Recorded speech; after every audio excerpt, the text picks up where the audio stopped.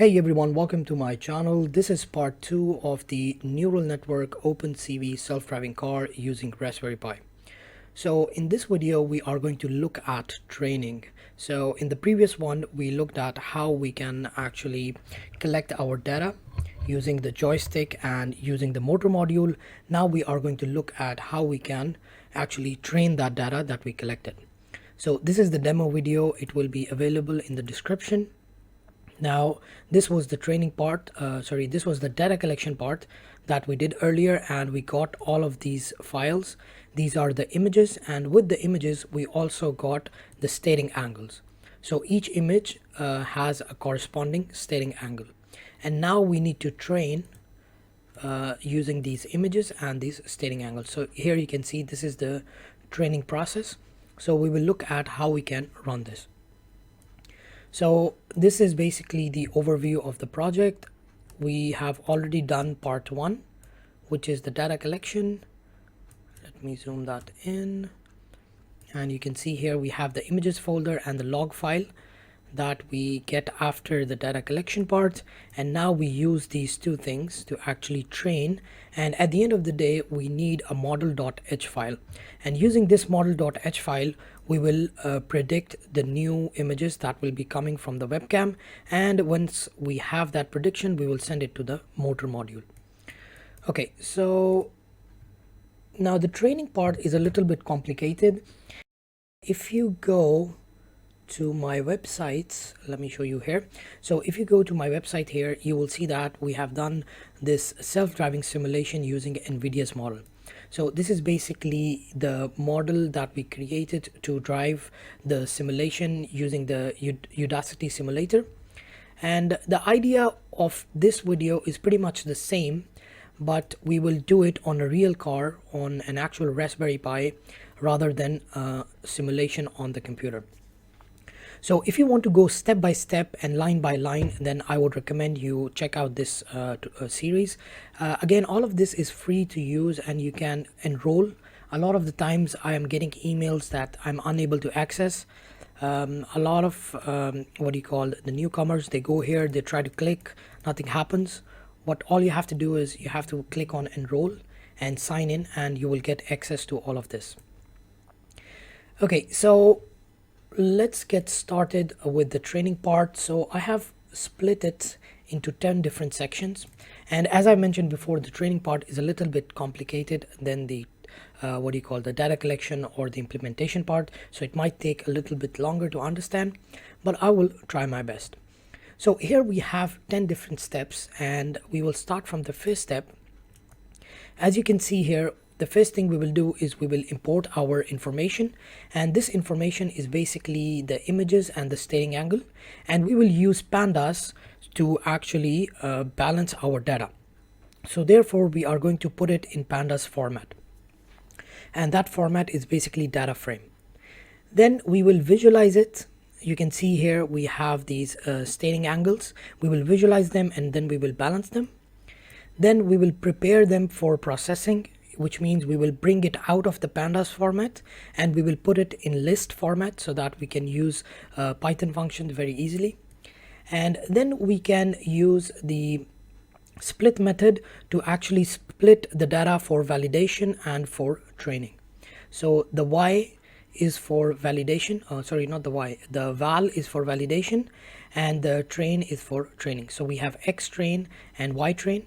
So these X train are basically the images, and the Y train is basically the corresponding staging angle for each of these images. Same goes for X val, which is basically your validation images, and Y val is the corresponding angles or the staging number of these images. Then, because we don't have a lot of data set, what we will do is we will try to augment the data so we can use it in different situations.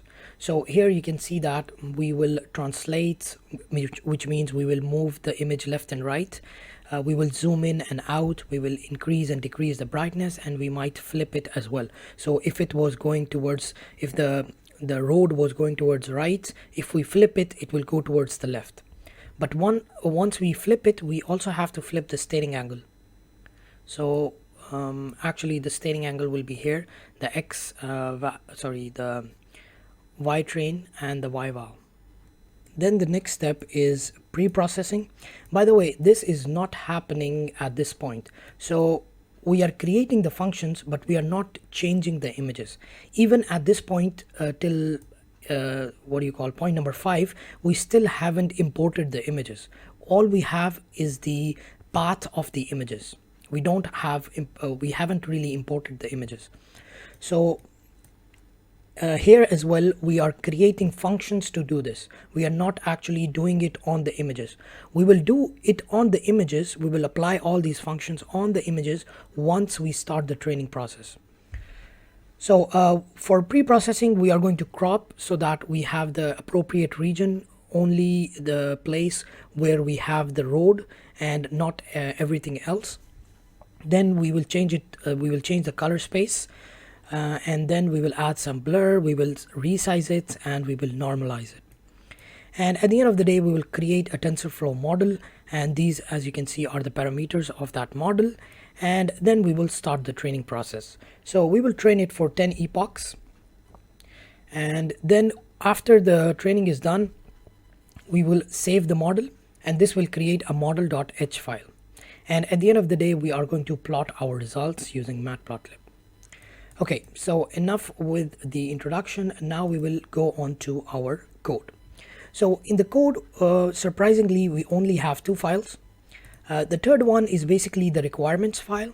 Now I've created this so that there is no confusion when you are installing the packages, because a lot of the times I'm receiving these messages that I'm unable to do this, I'm unable to do that, and most of the time it's because of the version that they are using. So this requirements file, what it will do is, if you open it up, it will have all the version numbers.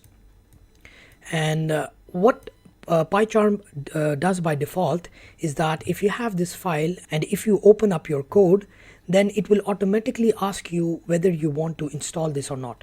So right now I have already installed all of these, but I did not install NumPy. So because I wanted to show you how this works. So once you open up this, it will ask you that all of these packages are not satisfied. So you have to install them. So here it will give you the option to install. Right now there's only one, but in your case you will have multiple of these, and you just hit install and it will install automatically all of the required files. So as you can see here, now it's done. So here we are using TensorFlow 2.3.1. Now the thing is, if you have the GPU set up, it will use the default GPU, but if you don't have it, it will use the CPU.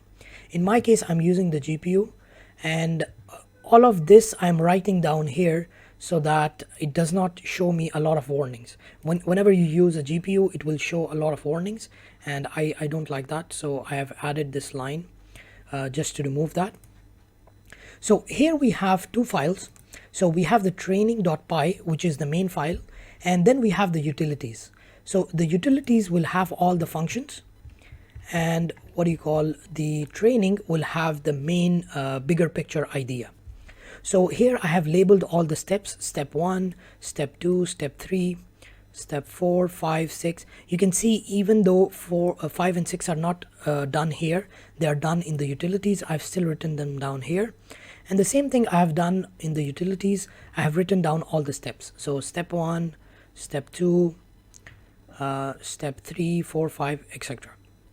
Okay, so before we actually jump into this, let me show you the data collected. So you must have this data collected folder, which has different folders which contain all the data that you have collected, all the images. So if I open this up, these are basically the images. You can see this is the image of the path.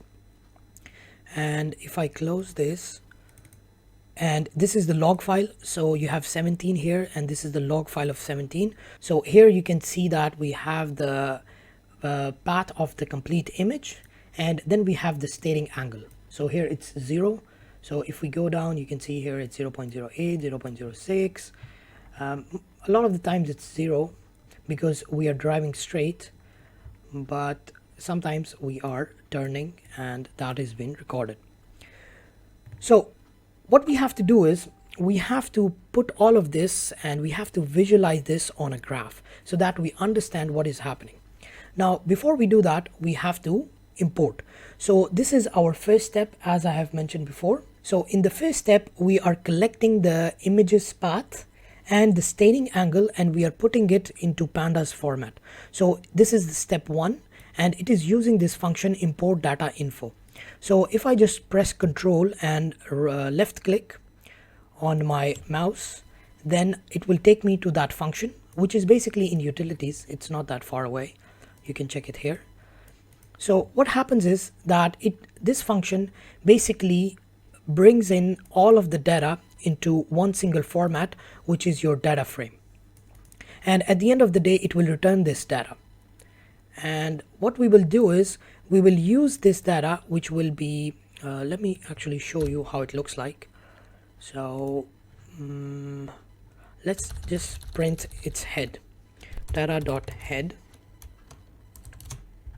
Let's see how that looks like.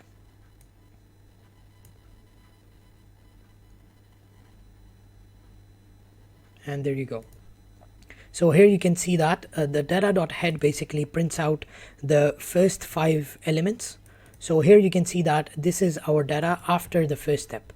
So this is the index, this is the image folder and the image file name, and then this is the staging angle. Now we have 2 columns called center and staging that we can use. So if I wanted to access it, I could write it like this. So I can write data center, and then for example, if I want to get the first one, this one, then I can write this. So if I run this now,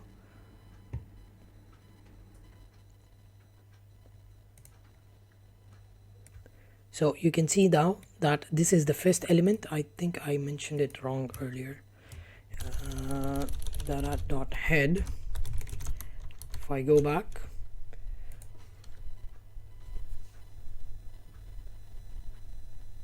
okay, so basically it printed out this because this is the we were talking about the center, and this is the first element of that center. So this is basically how we can import. So again, these are not the images being imported, these are the file names. So this is just a path.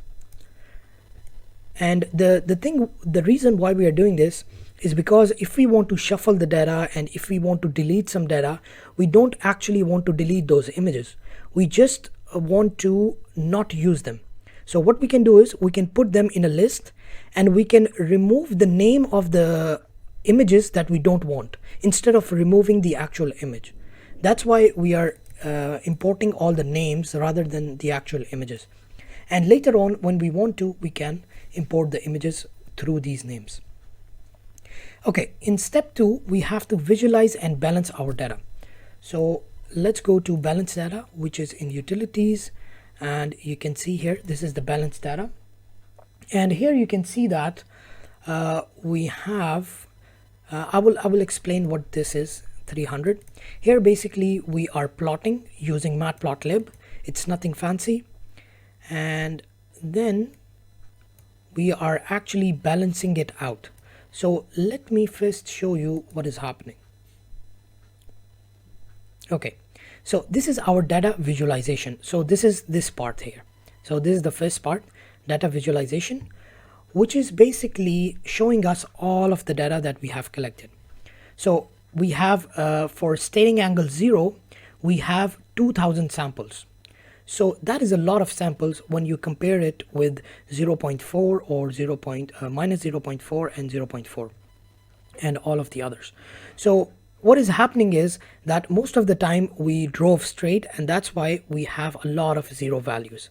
But if we put this into training, what will happen is it will learn always to go straight. And that is not what we want. We want it to go straight most of the time, because a lot of the times it's just going straight, but sometimes it has to turn. And the significance of these turns is not enough. So we need to balance it out. So this line here is basically this value 300. So we are saying that we will cut it off at 300 and all the samples above 300 will be deleted. So all the samples below 300 will be kept. So when I click close over here, it will show me the updated version of how that works.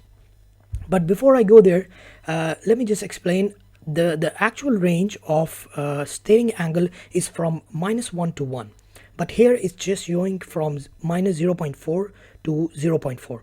And the reason is because I did not drive it to up till 1 or -1 because there were no sharp turns.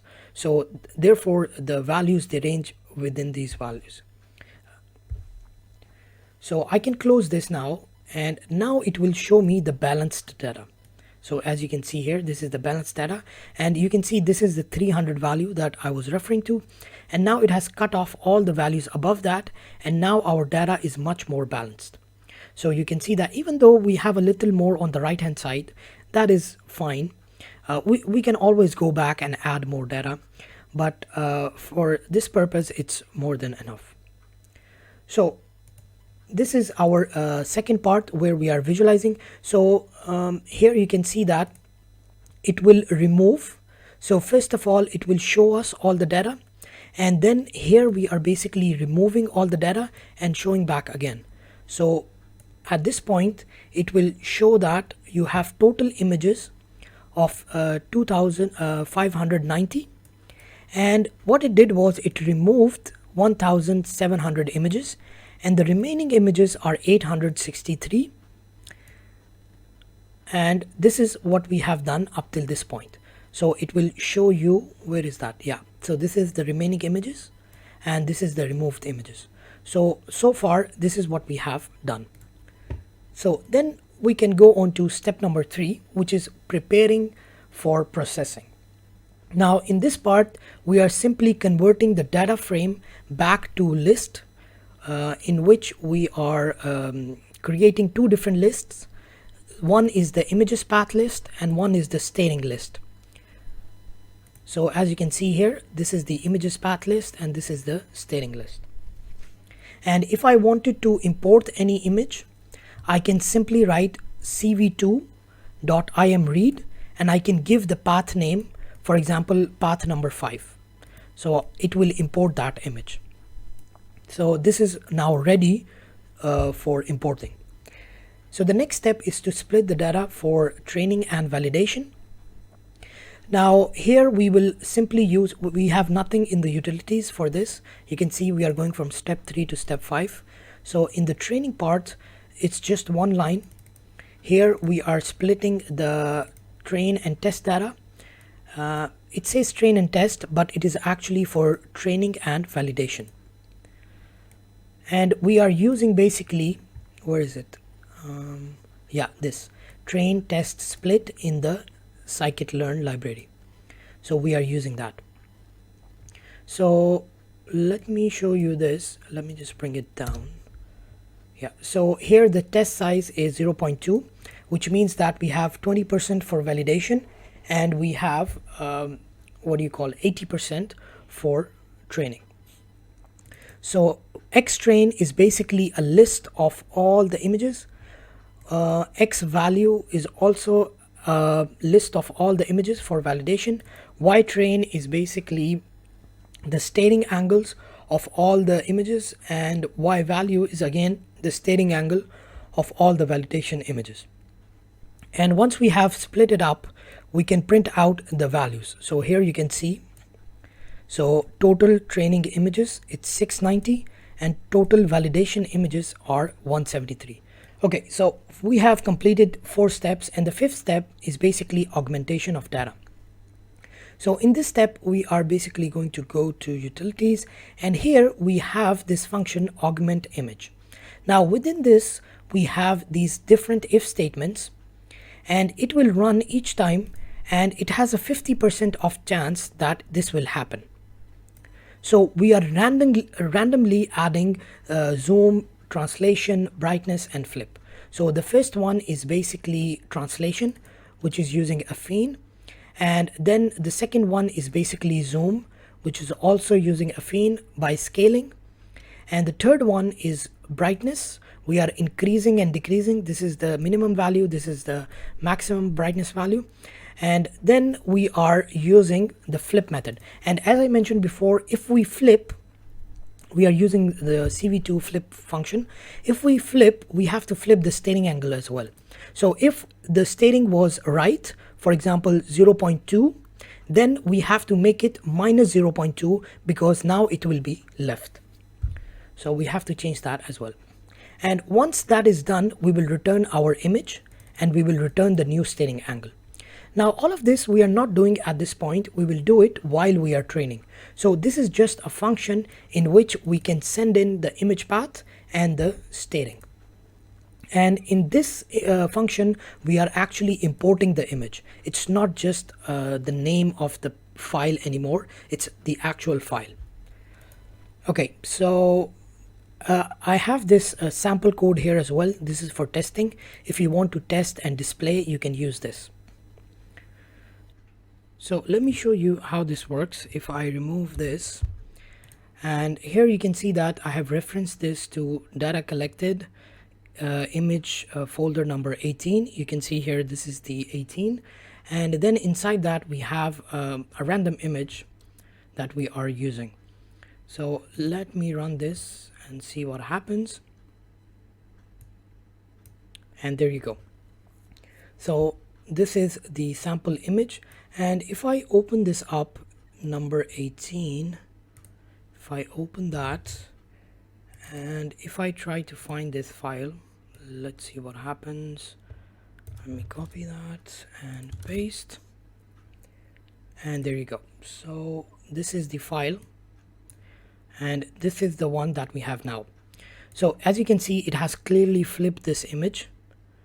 So this is the one after the augmentation, and this is the one before the augmentation. Now it might add translation, it might add brightness as well, and I think it zoomed in a little bit as well. It's hard to tell, but anyways, so you can get the idea of how this works. So let's close that. Okay, so now we will go to step number 6, which is basically pre-processing. Again, this pre-processing and this augment image, they are functions and they are not actually being called right now. They will be called when we start the training. So in the pre-processing, basically we are cropping the image, then we are converting it into YUV color space, and this is because this is part of the process that we are following, which was shown by NVIDIA. And then we are using the Gaussian blur, and then we are resizing, and then we have the normalization, and at the end of the day we will return this image. Again, we have this testing code. You can use this actually, this part here, instead of the test image, because we don't really have a test image. Okay, I copied that too much. Okay, so here you can see that you can read this image and then you can pre-process it and see what happens.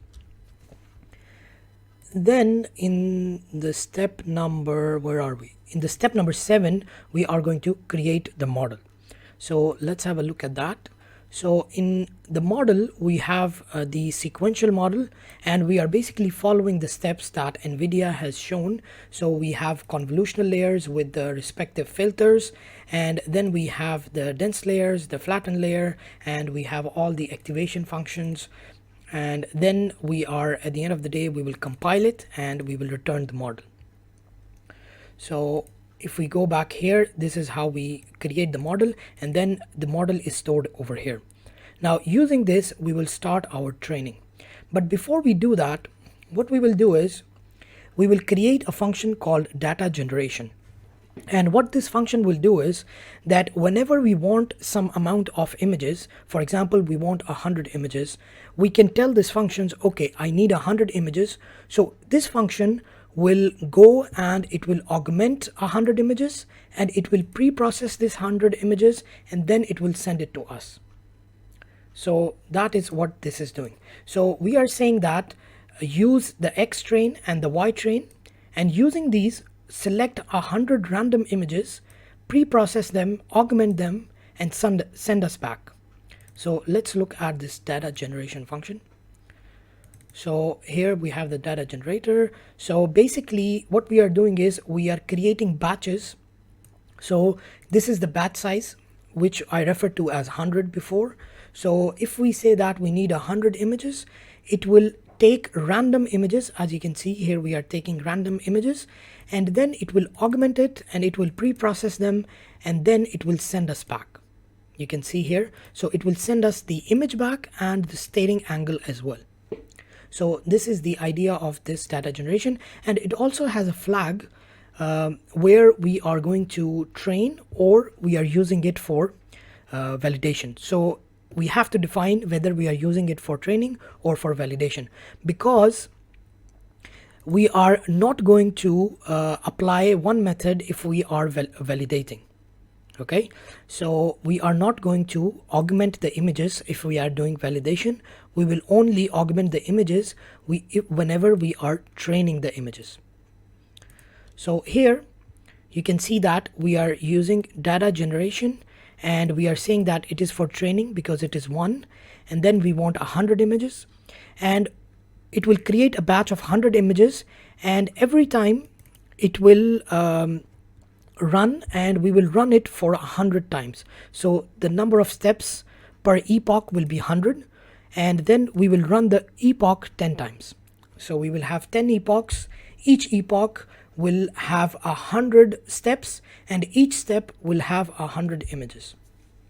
And then in the validation, we are going to again generate our data using the same function, but this time we will generate 50 images, and we will say this is for validation, and then the steps again will be 50. So that is it for the model, and we are storing all the information of this training in the history so that we can later use it to plot. And once this is done, the step number 8 is done, we can go to step number 9, which is basically saving the model. And we are using model.h5 as the extension, and here you can see that we have this file model.h5. So once that is done, it will print model saved, and then it will go to step number 10. In step number 10, we are simply plotting the results, and we have the loss of the training and the loss of the validation. The idea is to have it as low as possible. The lower it is, the better the result will be. So if you are not getting good results, you can increase the data, you can balance it better. You can, for example, change the augmentation method. You can change the parameters of the model. You can change the architecture of the model. So there are so many things you can do if you're not getting good results. So let me run this again and see what happens. So step number 1, it will do by itself. This is step number 2, which is visualization, and then it will balance the data. And then it will do step number 3, which is importing. And then step number 4 will be validation and training. Then we have step number 5. What is this? We'll close that. Step number 5, all the augmentation, and then the 6 will be processing and creating the model, and then the training. So here you can see the training has started. Now each step that happens, it happens with 100 images. So it will use 100 images to train, and it will do it for 100 times, and then it will go to the next epoch, and before it goes there, it will validate as well. So it will validate 50 times 50 images. So here you can see that it takes about 34 seconds to do one epoch, and I'm using GPU right now. If you are using CPU, it might take you about maybe 1 hour, something like that, not to do one for all of it. So this I think will take around 5 minutes for the whole thing, and with CPU it might take like 50 minutes or 1 hour, something like that, depending again on your CPU. Okay, so this will keep running, and once this is done, it will go to this part, which is model.h5. It will create this file. This is one from the previous runs. So at the end of the day, you will get a result like this. So here you can see that the training, the blue one is the training and the orange one is the validation. So as long as they are going down and they have reached a good validation or a good training value, then it is fine. Now the thing is, both of them should be good. So if you have training loss and the validation loss, both of them are good values, then it is good to go. But if one of them is good and one of them is bad, then it is a bad sign. So this is basically the complete training process. All of the files and this image as well will be available for you to download on my website. So all of this I'm actually uploading on the Raspberry Pi course.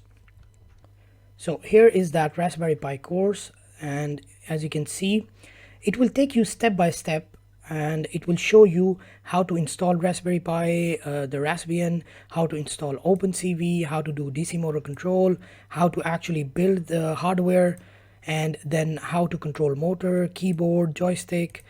This is one of the previous series, which is using lane detection using image processing. But the series we are doing right now is this one, which is basically for neural networks. We are using neural networks to actually run the model. So right now here we have step number 1, which was data collection and the code for it. And in now I will upload the step number 2, which is this, which is basically your training. And then later on I will do the third part, which is step number 3. And all of this is available for free. You can just press enroll and you can start learning. And also I have created this new YouTube channel, which is by the name Murtaza's Dev, which will be all about web development, mobile and game development. So we will start off with web development. We will see how we can create different web apps and different websites, and we will also see how we can use OpenCV with web as well, which basically gives you the flexibility of creating actual programs that could be used in real world applications. So that is very interesting to see. So if you are interested in something like that, make sure to subscribe, and I will be uploading videos regarding that over here. So this is it for today's video. I hope you have learned something new. In the final part, we are going to test this model. We will implement it back to Raspberry Pi and see how that works out. And don't forget to hit the like button, and I will see you in the next one.